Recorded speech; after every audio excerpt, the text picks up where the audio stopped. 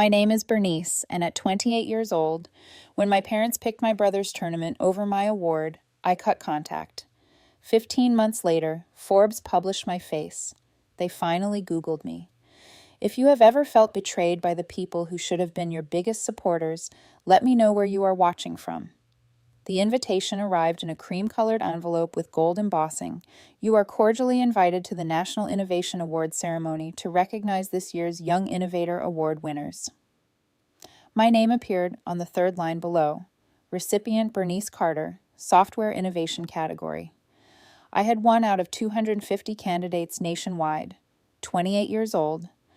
My facial recognition accessibility program for visually challenged users had been named one of the year's greatest breakthroughs. The ceremony took place on December 12th at the Kennedy Center in Washington, D.C., and was black tie. My project would be featured. I would deliver a 5-minute speech. There would be press, industry leaders, and prospective investors. It was the pinnacle of my career. I called my parents that night. "Hey, I got some news." "What's up?"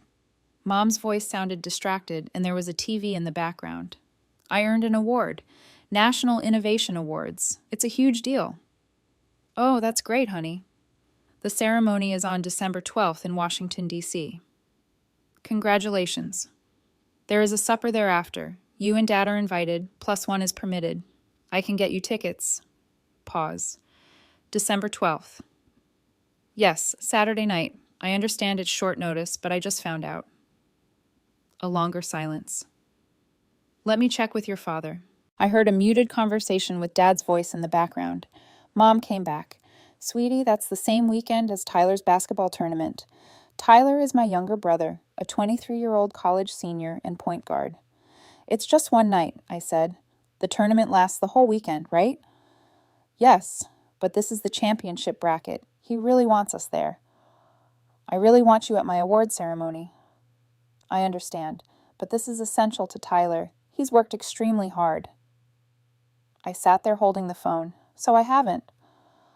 "That wasn't what I meant. It's simply that basketball is his entire life right now, and I own this software." "Can't you record your speech? Send us a video?" I closed my eyes. "Mom, this is a national award. I am being honored at the Kennedy Center." "I realize that, but Tyler's tournament is more important." "Got it." "Don't be like that." "I'm not like anything. I'm simply understanding the priorities. We'll attempt to make it if the game schedule allows." "Don't worry, Mom." I hung up. I was sitting in the studio of my Arlington flat, small and cheap. Every penny went into my startup. I looked over the invitations again, noting the gold embossing and my name. Then I looked at a family photo on my bookshelves. Last Christmas, we were all at Tyler's college. We had driven 6 hours to see him play. Mom wore his jersey number. Dad had a foam finger. When Mom shared the photo on Facebook, I was in the back row, half clipped out. It was fine. That was natural. I opened my laptop and wrote an email to the awards committee. The names of the 3 guests are Lauren Kim and Michael Grant. Lauren was my business partner. Michael was my graduate school mentor, not my parents nor my brother, people who had personally been there. I pressed send. The next 2 weeks were chaotic, finalizing my speech, tailoring it, coordinating with Lauren and Michael, booking hotels, and planning flights. My phone remained quiet. Mom did not follow up with me. No call from Dad. Tyler sent an SMS 2 days before the event. "I heard you won something. Congratulations, sis." Just that. No inquiries, no details, just enough to indicate that he had acknowledged it. I did not respond. On December 11th, I flew to Washington, D.C. We met Lauren and Michael at the hotel. "Are your parents coming tomorrow?" Lauren inquired over supper. "No." "Oh, a work thing?" "Brother's basketball tournament." She set down her fork. "You're joking." "Nope." Michael, who had known me for 5 years, simply shook his head. "That's incredibly messed up." "It's fine." "It's not fine," Lauren told me. "It's tremendous. This is your moment." "I understand. That is why you two are here." We ate silently for a minute. Michael raised his glass. "To Bernice, who built something extraordinary with or without family support." We clinked our glasses. That night, I could not sleep. I kept checking my phone. Part of me hoped Mom would text saying they had changed their minds, that they would drive through the night, that I was important enough. Nothing. December 12th at 5 p.m., I was wearing my tuxedo cut suit. Lauren wore a black dress. Michael wore a suit that really fit for once. We entered the Kennedy Center, where there was a red carpet and cameras, as well as other awardees and their families. I witnessed a woman about my mother's age crying while her daughter posed. I saw a parent tighten his son's bow tie. I saw siblings hugging and friends cheering. I saw everyone there with someone. "Are you okay?" Lauren whispered. "Yeah." My category was third, software innovation. They showed a film on my study in which blind users discussed how facial recognition helped them identify family members, navigate social situations, and feel less isolated. Then, Bernice Carter. I walked onto the stage, shook hands with the presenter, and got the Crystal Award. It was weighty and substantial. I looked out at the audience, which included hundreds of people, industry leaders, the press, and families. Lauren and Michael stood 4 rows back and applauded. Not my parents, but those who believed in me when it counted. I gave a 5-minute speech about accessibility, technology's responsibility to serve everyone, and the users who motivated me. I received a standing ovation, walked off stage, held the prize, smiled for photos, and felt absolutely hollow. The subsequent dinner was placed in a downtown ballroom, open bar, networking, everyone discussing their innovations, businesses, and futures. I stood at the bar, drinking my second whiskey and watching everyone else celebrate with their families. My phone vibrated. Mom sent a text. "How did it go?" I stared at the message. 4 words sent 5 hours after the ceremony had concluded. There was no "wish we were there" or "we're proud of you." Just 4 words that felt like an obligation. I did not respond. Another buzz. This one from Tyler. "We won championship, baby." Basketball trophy. Photo attached. The team trophy. Mom and Dad in the backdrop with enormous smiles. Dad wrapped his arm around Tyler and Mom cried joyous tears. The precise comfort they couldn't provide me. I put away my phone. Lauren found me and said, "Stop hiding. There is a venture capitalist who wants to discuss funding." I am not hiding. You are actually standing in the corner drinking alone. I am networking internally. She dragged me into a group and introduced me. I shook hands, discussed my product, gave out business cards, and pretended everything was normal.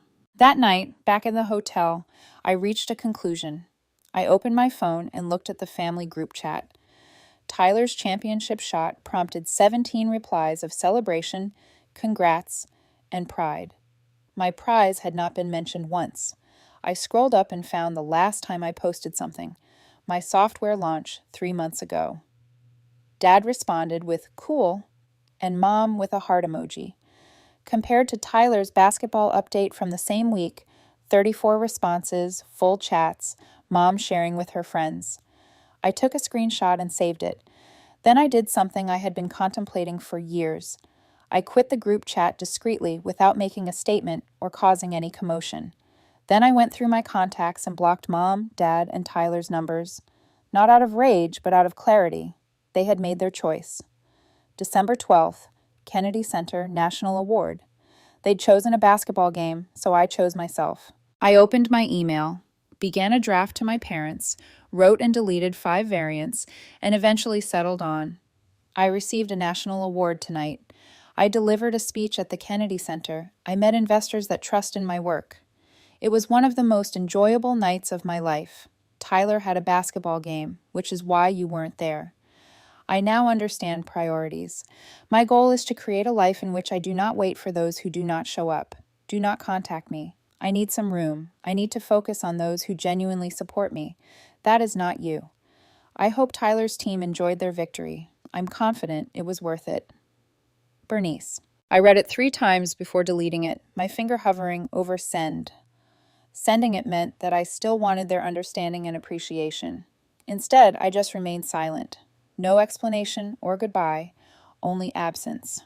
They had taught me that I was optional, so I was opting out. The next morning, I flew home, changed my voicemail, removed social media applications, and configured my email to automatically delete anything from their addresses. Lauren noticed. "Are you okay? You have been quiet." "I'm okay. I was just thinking about your family, about how I don't need them to succeed." She watched me. "No contact?" "No contact." "For how long?" "Until they've earned it back, if they ever do."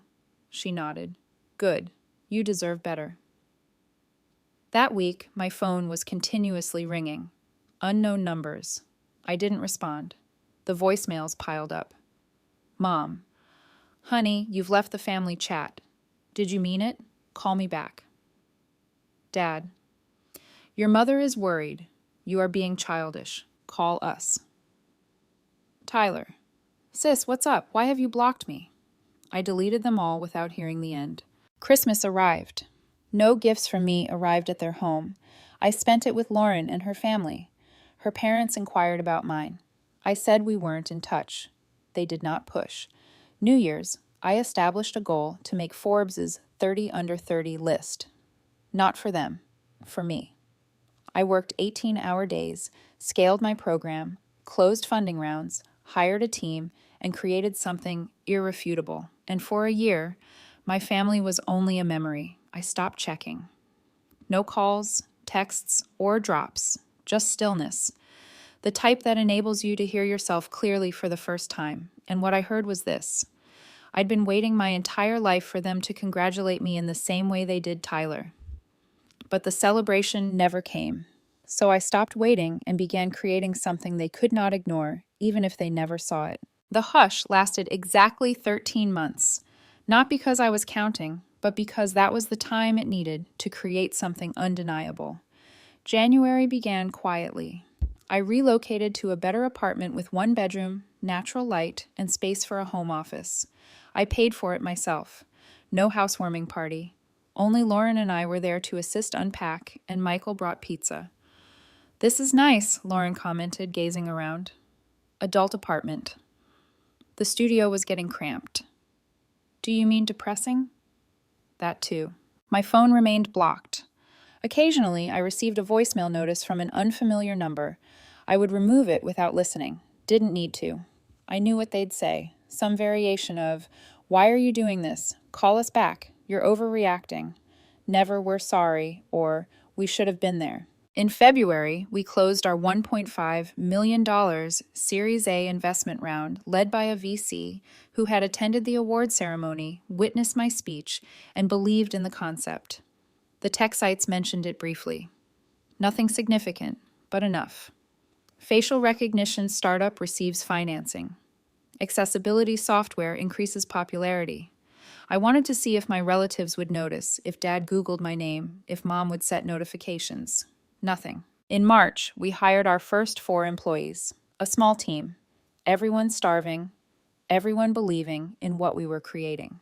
I worked 12-hour days, sometimes 16. Not because I had to, but because I wanted to. Because creating something was more important than focusing on those who didn't. April brought us our first large client, a blind school in Boston. They wanted to test our program. 20 students, real users, real impact. I flew out to meet them. I witnessed a 16-year-old girl use our app to identify her teacher for the first time without assistance. She cried. I cried. The teacher cried. That night, I almost called my mother, almost wanted to share it. I didn't because she demonstrated that she wasn't interested unless it featured a ball and a scoreboard. In May, Michael advised that I apply for Forbes 30 under 30. "You are 28. You have time, so why wait?" "I don't know if I'm Forbes material." "You created accessible technology that assists visually impaired persons in identifying faces. You raised over $1 million. You're growing. What else do you need?" "A famous last name." He laughed. "Please apply. Worst case scenario, you don't make it. In the best case scenario, you show everyone who doubted you wrong."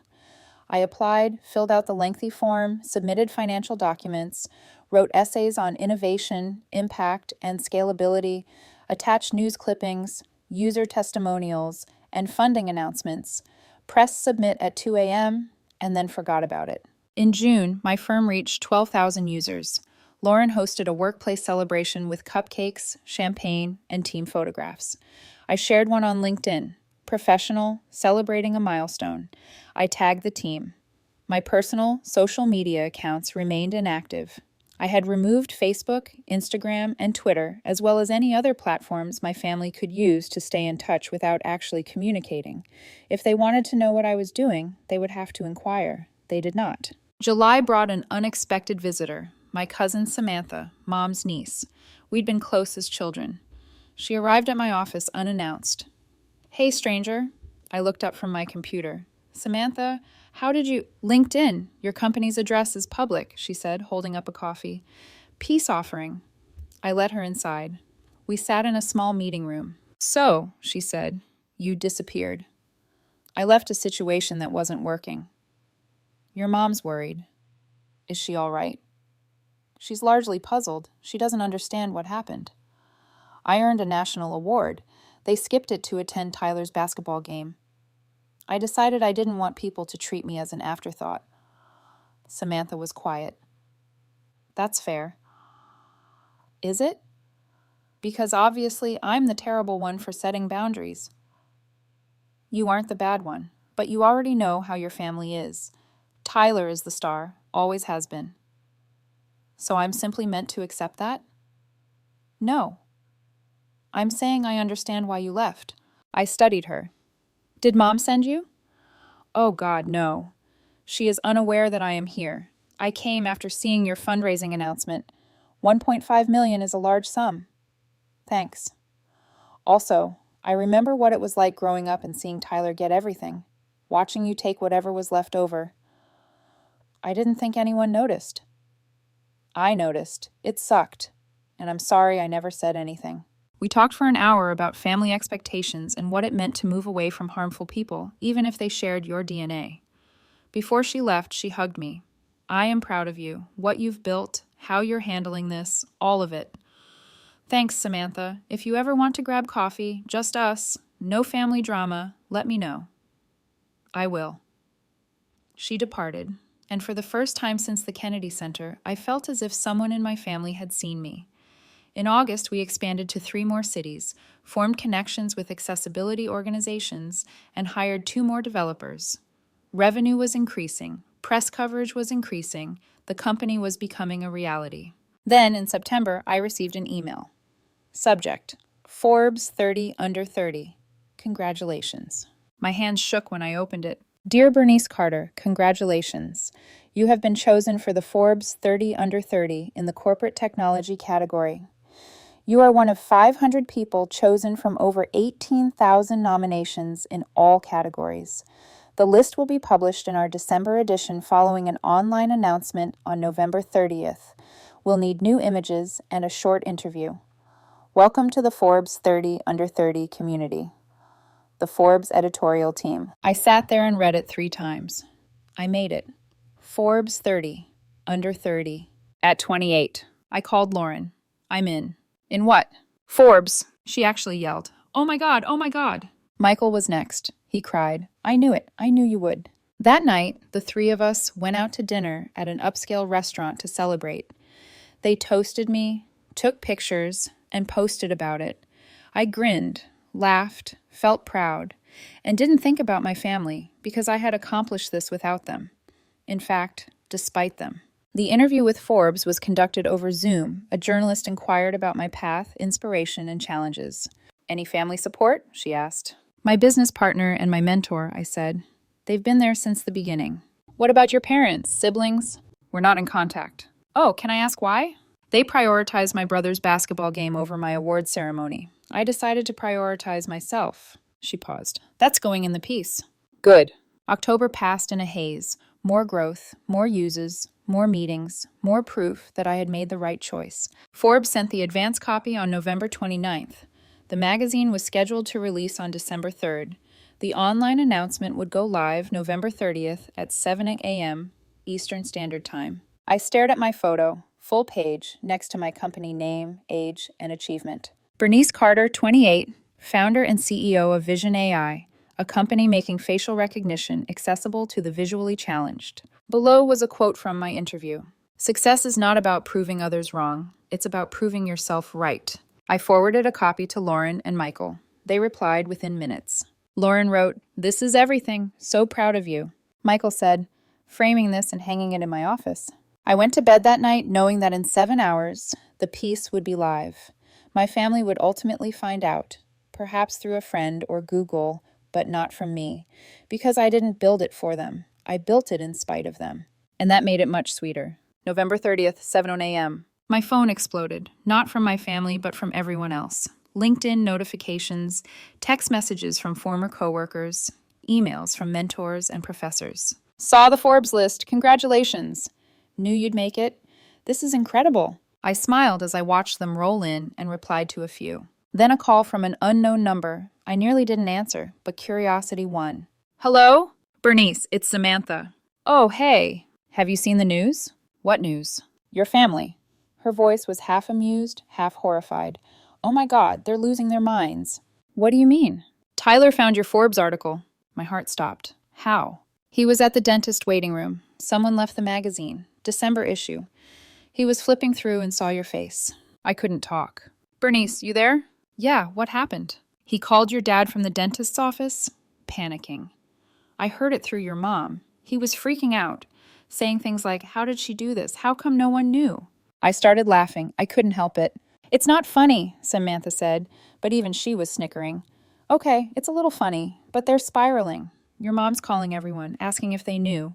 Your dad's Googling you. They found the funding announcement, the company, everything." Good. They want to reach out. I'm still blocked. They'll find a way, just warning you. Thanks, Samantha. After I hung up, I sat there thinking. Tyler had accidentally discovered my Forbes feature at a dentist's office and panicked because I'd done something he couldn't understand. Something that didn't require their help or presence. Something that proved I didn't need them. My phone rang again, another unknown number. This time, I knew who it was. And I had a choice. Answer, and let them back in. Or let it ring, and keep living the life I'd built without them. I looked at the Forbes magazine on my coffee table, my face, my company, the life I had created with my own 2 hands. The phone stopped ringing. I didn't call back, because silence can be more powerful than any conversation. The calls didn't stop. Over the next 4 days, I received 40 calls from unknown numbers. I let each one go to voicemail. I listened to exactly 0 of them. On December 3rd, the magazine hit the stands. Samantha sent me photos of Barnes & Noble, airport newsstands, grocery store checkout lines, Forbes featuring my face under the headline, 30 under 30. She also sent screenshots from the family group chat, the one I had left a year earlier. Mom, did anyone know about this? Tyler, I literally found out at the dentist. Dad, she never mentioned Forbes. Aaron, our cousin, maybe because none of you talked to her. Mom, that isn't fair. She cut us off. Aaron, after you skipped her award for a basketball game. I took a screenshot of that and forwarded it to Samantha. She texted back, "Your mom's a real one. She waited a year to say that. LOL. Then the media requests began. Tech blogs wanted interviews. Podcasts asked for guest appearances. The local news wanted to feature the hometown success story. I did 3 interviews. Each time they asked about my journey. Each time I told the truth. My family chose not to support me, so I built something without them. Clean, factual, no bitterness, just truth. But it had an impact. The clips went viral. Headlines popped up. Forbes 30, under 30. Creator speaks about family that didn't believe in her. Tech CEO triumphs after parents chose brothers basketball over her award. Comment sections flooded with words I never expected to see. This is why chosen family matters. Parents who play favorites deserve to lose their kids. She didn't need them to win. That's power. And for the first time in years, I didn't feel invisible. I felt seen. December 5th. My office receptionist buzzed me. "Bernice, there's someone here to see you. She says she's your mother." My stomach dropped. "Tell her I'm not available." "She says she'll wait." "Tell her I'm not available today or tomorrow or ever." Pause. "Okay, I'll let her know." 10 minutes later, Lauren knocked on my door. "Your mom's still in the lobby." "I know. What do you want to do?" "Nothing. She'll leave eventually." She brought a casserole. I almost laughed. A casserole in a Pyrex dish? Lauren nodded. She told Jen at reception it's your favorite. It isn't. Lauren sat down. Would you like to talk to her? No. Are you sure? Completely. She had 13 months to reach out, apologize, and own her actions. She waited until I was in Forbes.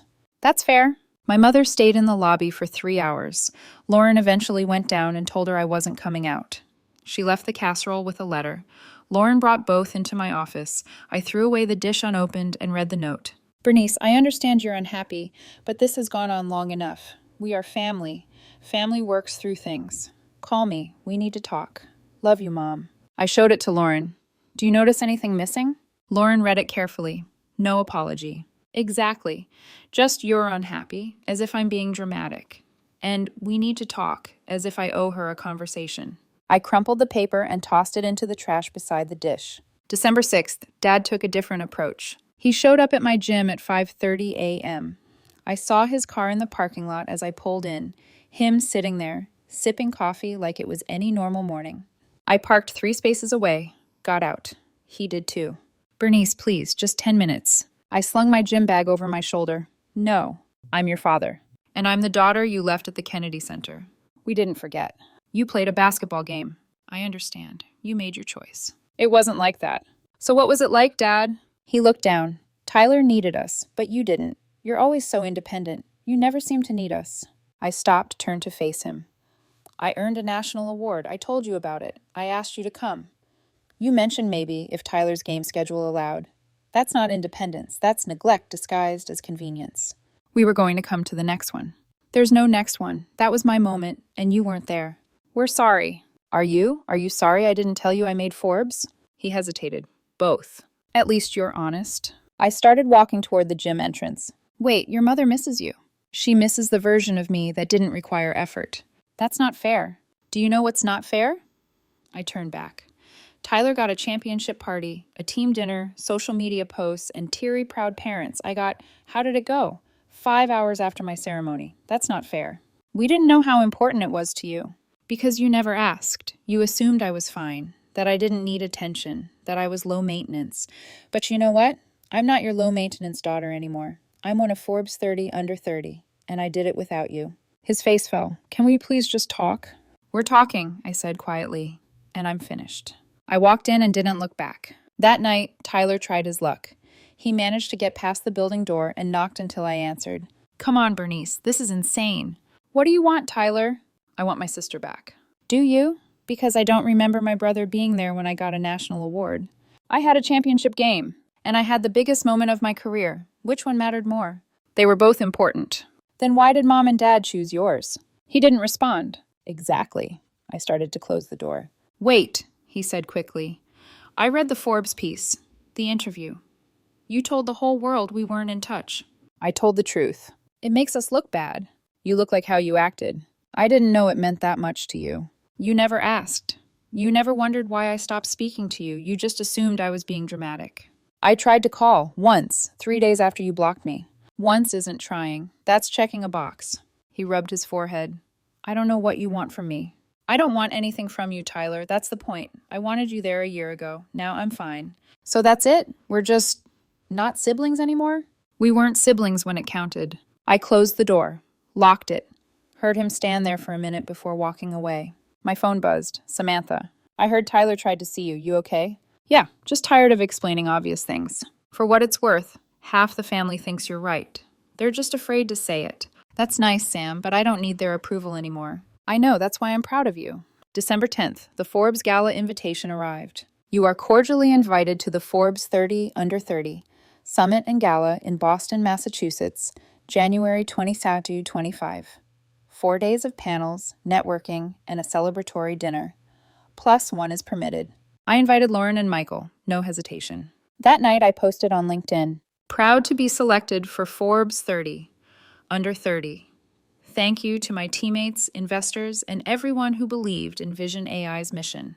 Excited for the summit in January. No mention of family, no drama, just facts. Colleagues, industry executives, and former professors commented congratulations. And then, buried among the hundreds, one comment stood out. My mother, I'm really proud of you, Bernice. Always have been. I stared at it. Always have been. Always. I checked her profile. She had never commented on a single one of my posts. Not my funding announcement, not my launch, nothing. But now, a public comment on my most visible accomplishment, not because she was proud, but because she wanted others to see her as proud. I deleted her comment and blocked her on LinkedIn. Lauren called later that evening. Did you see your mom's comment? I deleted it. Good. That was a hell of a performance. Always have been? Please. Yeah, I said quietly. She sure wasn't at the Kennedy Center. We both fell silent for a second. Then Lauren said, You ready for Boston? We're more than ready. This time, she smiled, people will actually show up. Damn right. December drifted into January.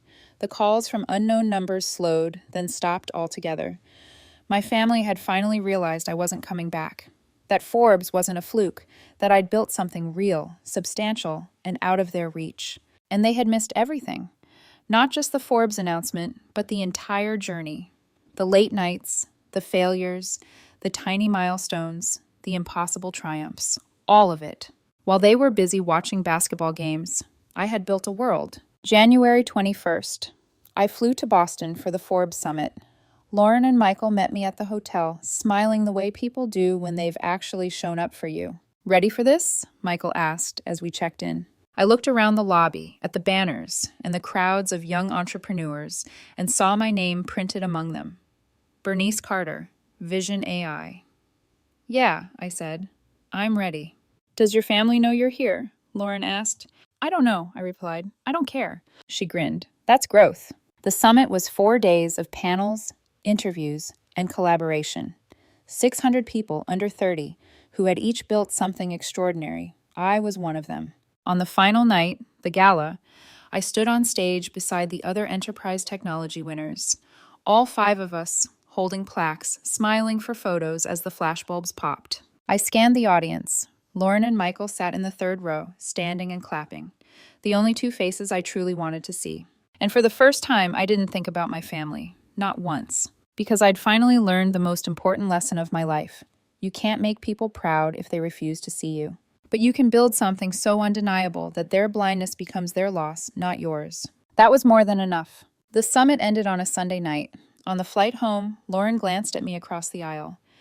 Different than last year, huh? I smiled. Very different. Last year's Kennedy Center Award had been hollow, the sound of clapping drowned out by the silence of empty seats. This year, the seats were full. This time, the applause actually meant something. February brought an email I wasn't expecting. From my high school principal. We'd love to have you as a speaker for Career Day. A Forbes 30 Under 30 alum would be an incredible inspiration to our students. I stared at it for 3 days. My old high school was only 15 minutes from my parents' house. The same trophy cases that celebrated Tyler's basketball victories were the ones that had ignored my academic awards. The same teachers who told me to be more well-rounded instead of staring at computers all day. Part of me wanted to decline. To stay safe, stay distant. But another part of me, the part that had built Vision AI from scratch, wanted to walk those halls again as the person I'd become. Accept it, I told Julia, my new assistant. Schedule it for March. The school announced it on social media a week later. Alumni success story returns to inspire students. Forbes 30. Under 30. Winner Bernice Carter. 2 days later, Samantha texted me. Your mom's losing her mind. I tried to get tickets. The school said it's for students only. Good. Are you sure you want to do this? I'm sure. I'm done hiding. March 12th. It was freezing outside. I drove to the school in my second-hand Tesla, the same parking lot where I used to pull in with my dented Honda 10 years ago. The building looked smaller than I remembered. The gym, where I had spent years watching Tyler's games, somehow seemed even bigger. The principal met me in the lobby. Bernice! So glad you could make it. The same man who once suggested I join student council to balance out all the coding competitions. Full house, he said proudly. 350 students. Some alumni asked to attend. I hope that's okay. Of course. Alumni meant one thing, my family. When the doors opened, the auditorium was packed. Students filled every seat, with teachers lining the walls and a few standing in the back. And there, 3 rows behind my cousin Samantha, sat Mom, Dad, and Tyler. Of course they found a way inside. I took a slow breath, adjusted the mic, and began. My name is Bernice Carter, I said, as the projector behind me lit up with a photo of a teenage girl at a cafe, laptop open, eyes tired but determined. This was me at 16. I was working on my first app. It crashed every 10 minutes, but I was proud of it. Some students laughed softly. I showed it to a teacher who told me it was interesting, but maybe I should try basketball instead. More laughter. Click. Next slide. A photo of the Kennedy Center invitation. 6 years later, I received a national award for innovation. Black tie, press, everything. It was my biggest professional achievement. Click. Next slide. A picture of the auditorium. Empty seats. My family didn't come. There was a basketball game that weekend. The room fell silent. You could have heard the heating vents hum. I'm not telling you this for sympathy, I continued. I'm telling you because I learned something that night. Something I wish I'd known earlier. You can't build your dreams around someone else's approval. I looked straight at the back of the room, at my parents. Some people will never recognize you the way you deserve. That's okay. Their lack of vision doesn't define your success. Your work does. Slide after slide, I walked them through the story. Vision AI, the users, the funding, the recognition. Forbes 30, under 30 doesn't fix relationships, I said. It doesn't make people who once ignored you suddenly see you. It just proves that you never needed their permission in the first place. Final slide, the Forbes logo. So if someone tells you to be realistic, remember this. The world's definition of realistic is often just a reflection of its own fear. Celebrate your wins, even if no one else claps. Because one day, you'll stop needing their applause. You'll have your own. The students burst into applause. I spent the next 25 minutes answering questions about coding, startups, failure. Not a single one about my family. But I saw them in the back, unmoving, quiet, older somehow. When it ended, I packed my laptop and headed toward the library, where students had gathered for smaller discussions. That's where Mom found me. Bernice, she said softly, can we please talk? She looked smaller, fragile. Her voice wavered. I'm working, I replied. The students have questions. 5 minutes, parking lot? When I'm done here. I stayed another 25 minutes, answering every student who wanted advice. Then I walked to the lot. They were waiting by my car, all 3 of them. Nice car, Dad said. Bought it myself, I replied. Mom hurried forward. We're not here to fight. We just want to talk. I checked my watch. 2 minutes. She swallowed. We were wrong. About the Kennedy Center. About a lot. Okay, I said calmly. Is that it? Mom blinked. Bernice, what do you want me to say? That you were wrong. I did just say that. And? We want to fix this, Dad added. What exactly needs fixing? 13 months of silence? You can't fix that. Tyler stepped closer. You're my sister. That has to count for something. It mattered when I needed you, I said quietly. Doesn't matter now. So we don't have a chance? Mom's voice cracked. I looked at her. The same woman who texted, how did it go? 5 hours after my award, who commented, always proud on LinkedIn when the cameras were watching. I don't need you anymore, I said gently. For 13 months, I built something beautiful, without you, despite you, and I was happy. We're your family, Dad whispered. No, you're people I'm related to. Family shows up. Mom's eyes filled. We failed you. Doesn't that mean something? We're admitting it. It means you can live with yourselves, I said. But it doesn't mean I have to let you back in. She reached for my arm. Tell me what to do. I'll do anything. I looked at her hand, then her face. You can't do anything, because the person who needed you to show up doesn't exist anymore. I stopped waiting for your approval. I made a life that doesn't include you. I opened my car door. Mom stood crying. Dad put a hand on her shoulder. Tyler looked lost. I didn't feel anything, not anger, not triumph, just peace. Closure. I drove away without looking back. That night, Lauren called. So, how was it? Good, I said. Productive. Did your family show up? Yeah, and I told them the truth. I don't need them anymore. There was a pause, then she asked softly, how do you feel? Light, I said. I feel light. That's good. Yeah, I breathed. Very good. 2 months later, an email arrived. Subject, no response required. From Tyler. I hovered over the delete button. Curiosity won. Bernice, I'm not trying to contact you, I promise. I'm only respecting your boundaries. But I started therapy to figure out why I took you for granted, why I never questioned Mom and Dad's priorities. I was selfish. I knew you were brilliant. I knew they treated you like an afterthought, and I did nothing because it benefited me. When you won that award, I told myself you'd understand because it was the championship. I never thought about going to both. I'm not asking for forgiveness. I just want you to know that I finally understand what we all did. You built something incredible, not just your company, but yourself. And we missed it because we didn't look. I'm sorry, truly sorry. Tyler. I reread it 3 times. Then I saved it in a folder labeled Closure. It was exactly what I'd wanted to hear a year ago. But now, it was just confirmation. That I was right. That I'd moved on. December came again, 3 years since the Kennedy Center. Snow drifted softly against the windows of my house, the one I'd bought with cash 6 months earlier. A small tree stood in the corner, wrapped in soft white lights. Christmas morning, I brewed coffee, wrapped myself in a blanket, and watched the snow fall in silence. My phone buzzed. Samantha. Merry Christmas. Merry Christmas, Sam. You doing okay? Yeah, you. Your family feels weird without you. Everyone pretends it's fine, but it's not. Not my problem to fix. I know, I just wanted you to know you're missed, at least by me. Thanks, Sam. That means something. We hung up. I set my phone aside and opened my laptop. Vision AI. 75,000 active users. Real impact. Real change. That was my family now. My users, my team, the people who showed up and stayed. Lauren, Michael, Samantha.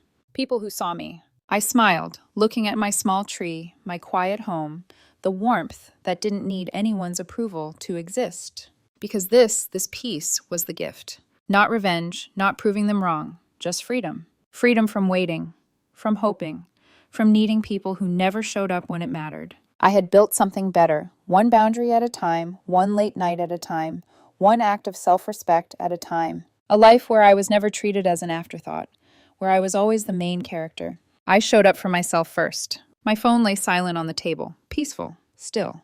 And I let it stay that way, because some silences aren't empty. They're full of self-respect, full of boundaries, full of knowing your worth. And I had never been richer,